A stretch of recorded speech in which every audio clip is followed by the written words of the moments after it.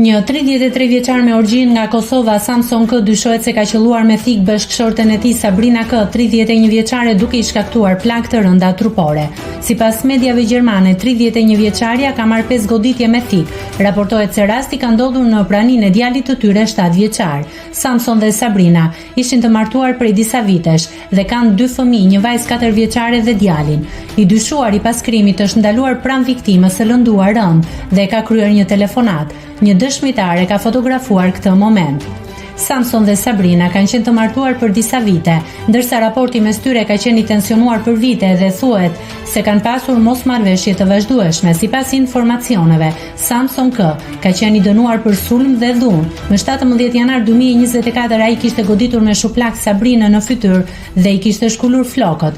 Përpasoj viktima kishte përfunduar me buzë të enjtur dhe e gjakosur e me disa gërvishje në fytyrë. Samsoni nuk ishte lejuar të kontaktonte bashkëshorten e tij pas një vendimi gjykate. Ai nuk ishte lejuar as t'i afrohet apartamentit më afër se 100 metra.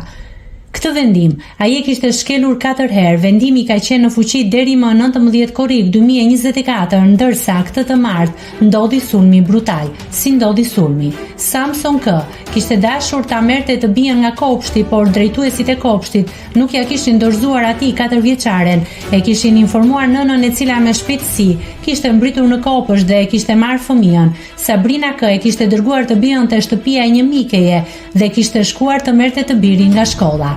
Kur ajo pothuajse mbriti në prag të shtëpisë së saj, bashkë me djalin 7 vjeçar, bashkëshorti i saj duket se e kishte përcjell me një thik të vogël. Samsoni thuhet ta ketë therrur Sabinën në sy të djalit të tyre, e plagosur rënd. Sabrina u rrëzua për tokë. Bashkëshorti i saj qëndroi aty deri në arrestim. Thuhet se ai u tha dëshmitarve, nuk e dini se çfarë më bëri ajo.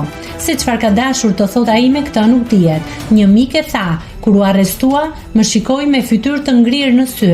Një zyrtare policie u kujdes për fëmijët e çiftit. Ai mori për dorë vajzën e vogël dhe e çoi në një hapësirë me lodra. Nëse klikoni mbi butonin subscribe, do t'ju shfaqen të gjitha publikimet tona. Ju ftoj t'i bëni subscribe kanalit, të pëlqeni videot dhe të lini komentin tuaj.